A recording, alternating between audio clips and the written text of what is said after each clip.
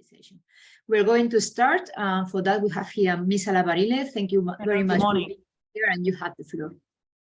I have the floor. I think I have 10 minutes. Correct me if I'm wrong. The agenda is and I'll speak for half an hour. No, I won't. No rush. No rush. No rush, but I'll try to be concise in the messages because I have been asked by Dolores to explain the vision of tourism from the EU perspective, and that could take hours, and we won't because it's just not. It defies the point of digital skills, I think. I have a presentation ready, which I would use as visual. So bear with me while I try to upload it, because I normally use Teams, not Zoom. So I think it's working. Can you see it? I can see that I'm screen perfectly. sharing. It's not in presentation mode. It's not in presentation mode, which I'm trying to get into. Oh, there you go. I think it is now. This will be the title, and I'm moving to slide 1. Okay, great. So tourism from the EU perspective is a sector that is crucial to the economy. I just want to set down the basics. It is crucial to the economy. So up until a few years ago, before COVID, it was just a sector. Now it is one of the 14 sectors where the Commission puts an emphasis on and develops an industrial strategy for. And like you know, we cannot make laws or rules, but a strategy we can build, and we can do that with the member states, so with the governments and anyone else who wants to help. So this is what we've been done in 2021, and the results came out in 2022, so early this year. And this document with the green cover, that's what you want to take a look at. Now, I am assuming that I'm talking to an audience that knows this document inside and out, and also knows my presentation inside and out. So I'll try to be as focused as possible without wasting your time. Because if you want to know about this document, you haven't read it, you can Google it. And here on the left-hand side of my screen, you will see what's inside, essentially the keywords. But for today, what's important to understand, and this document, and then I'm skipping to more content-related messages. It's important to understand that this document is not. It will become a political agenda. And this is important to understand because it's happening now. I think beginning of December, the ministers for tourism are meeting on the 2nd. I could be wrong on the date, but they're meeting here in Brussels very early in December under the Czech presidency. And if they don't agree in this occasion about adopting this as a EU agenda for tourism, then it will happen very shortly after Christmas. The presidency will be Sweden. But this is for you to say, the presidency sets the agenda, the president sets the priorities, and we still have to find a government that sits as president of the council who doesn't want tourism as on the agenda, as a priority. So this is very good news. And if this becomes, as it will, an agenda, that means that the ministers are all saying, right, we agree that we all move in this direction. So that direction is this. I've tried to put nice visuals so that we can kick off the day a bit. Please don't circulate this too much. I don't know that I have the copyright to use the movie images, but anyway, the agenda is going to focus on mainly these 3 priorities: transition the sector towards more sustainability, more digital tools and skills. And then I've also put that lovely movie, The Pursuit of Happiness, there, not because, of course, we all want to be happy, which would be a bit tacky, but because one of the priorities is for the sector to be resilient. And part of making it resilient is to work towards having better working conditions. So you see now I picked this movie. Now, I don't have time to go into all of these angles, but I do want to mention a couple of things. The first is the digital tools. I have put tools here for a purpose, and not because I didn't know how to just write digitalization. I put tools because digital is just a means to an end in our vision. So it's not just about, oh, everyone needs to become more digital because it's cool. Every bit of the sector, so private and public actors, should strive to invest in more digital solutions because that makes them more sustainable or more resilient, either way, or just innovative and gives them better business. Okay, so the digitalization is a means to an end. And Dolores has mentioned the data space. They're working on a data space, these 2 consortia that we selected over the year. They're working on helping us prepare for the data space, and we have high expectations on what they're going to tell us that we should do at EU level, but the EU wants to have a data space for tourism that is a place that that is an environment that will allow data to flow better, which means that you, as tourism actors, will have access to more data of high quality. I'm giving you the nutshell of a very complex issue. Costanza's here, and Dolores mentioned her. Costanza is captaining another complex project, which is the Smart Destinations project. The name can be confusing because we also have competitions on new capital smart tourism. That project, and if you want to know all about it, Costanza is the woman to ask, focuses on how to develop skills for destinations to become more data savvy, meaning to use data better, to understand it better. It's a pilot project, so unfortunately, I'm not sure at all that we can keep doing it after 2023. I hope so, but it's still got a year to go, and we're very curious to see the results. So material and training, that's all with Costanza and her partners that are organizing this. So very interesting. And it also gives me, mentioning it, gives me the hook to talk about skills quickly. And I know this is a project that we'll discuss a lot about skills. Now in the team where we work, you can see in the office now, that's the door. Behind that door, there's a corridor with a bunch of doors. I'm saying this because behind every door, there's a person, and there's no more than 7 of us that does something, specializes on something related to our vision. I am the digitalization person. The skills colleagues is just a couple of meters down that corridor. And she couldn't be here today, but she told me what to say.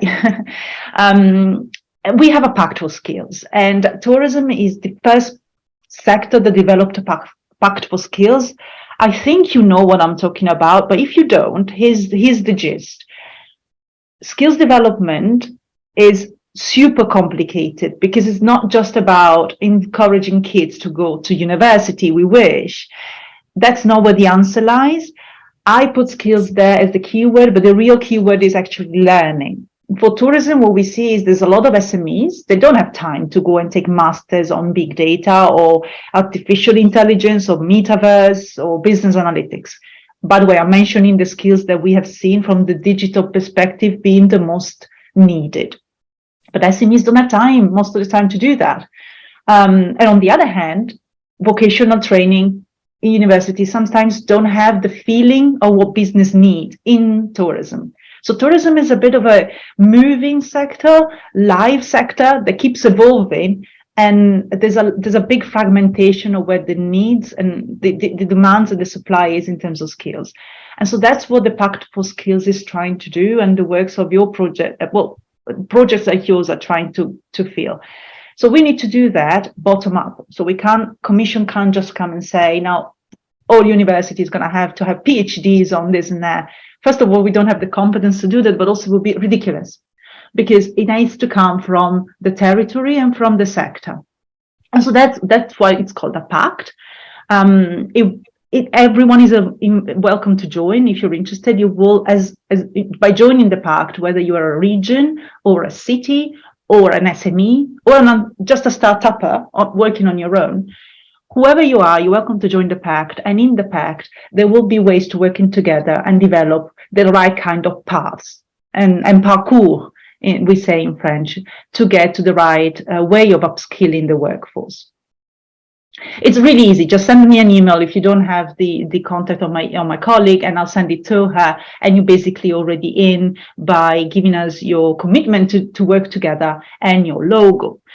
Now, like I said, this is about learning more than about skills, but that takes a lot more work than just setting up a pact. So we need to really pull all of these projects together.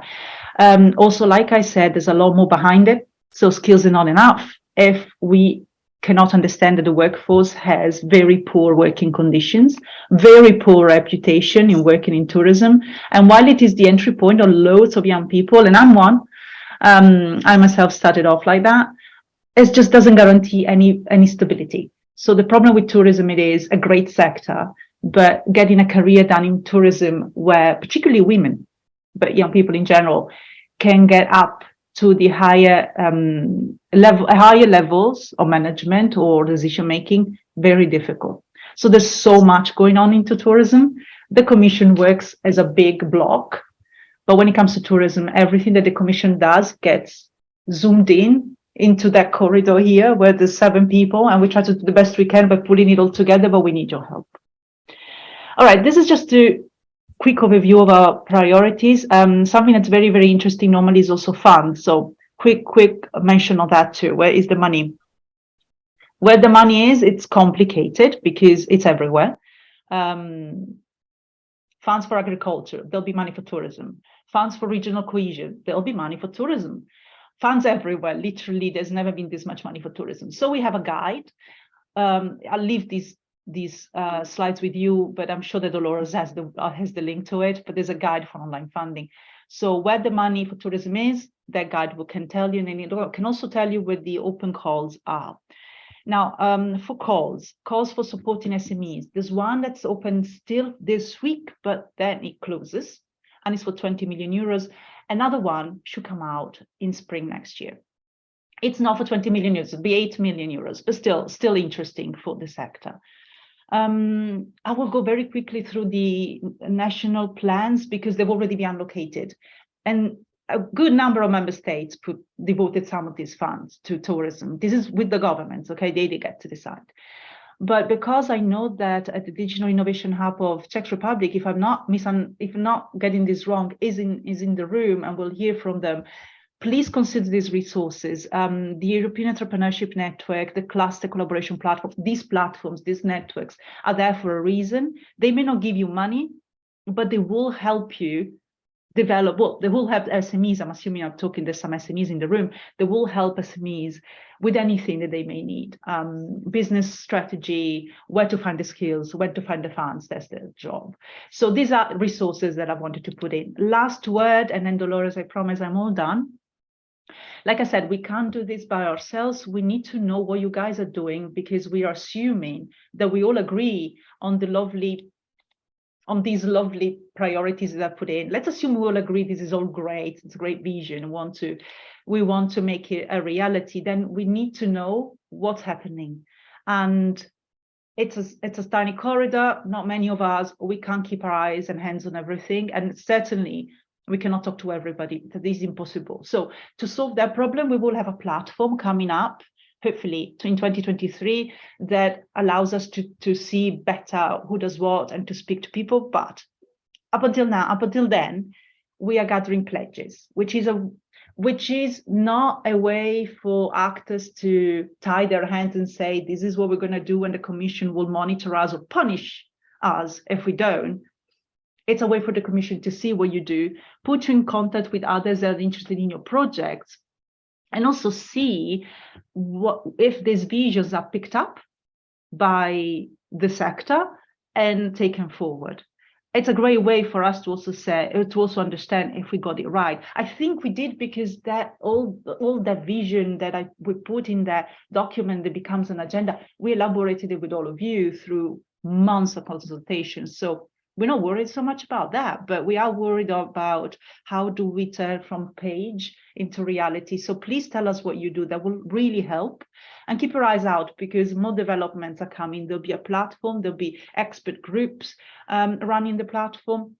Lots of calls coming out so that we can select these experts and we can select who runs the platform. By the way, if you're interested in running the platform, the call is out. And if you follow me on LinkedIn, you'll see the link to that call.